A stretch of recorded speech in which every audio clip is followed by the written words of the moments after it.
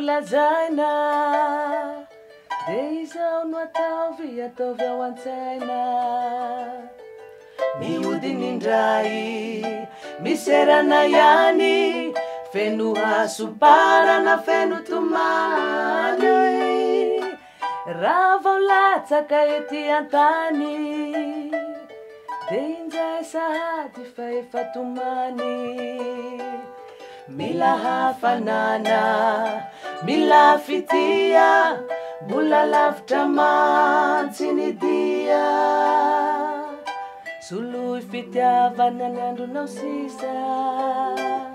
ny fotoananeka efa voisa efa voafetra sy efa voafaritra kanjaranao sisa miaritro mifankatiava raha mbola velona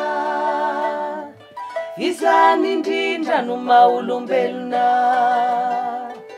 mifanampia mifanasoava fa ny rahona mainty mbola isavo rapitso any mbolo vovoka ihany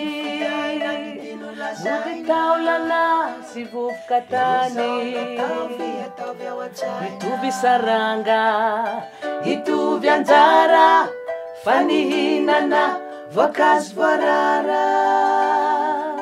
soloy fitiavana ny andronao sisa ny fotoananeka efa voisa efa voafetra sy efa voafaritra kanjaranao sisa miaritro mifankatiava raha mbola velona izany indrindra no maha-olombelona mifanampia mifanasoava fa ny rahona mainty mbola isavo rapitso any mbolo vovoka ihany mody taolana sy vovoka tany hitovy saranga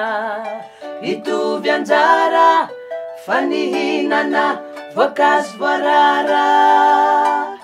fa nihinana voankazo voarara fa nihinana voankazo voarara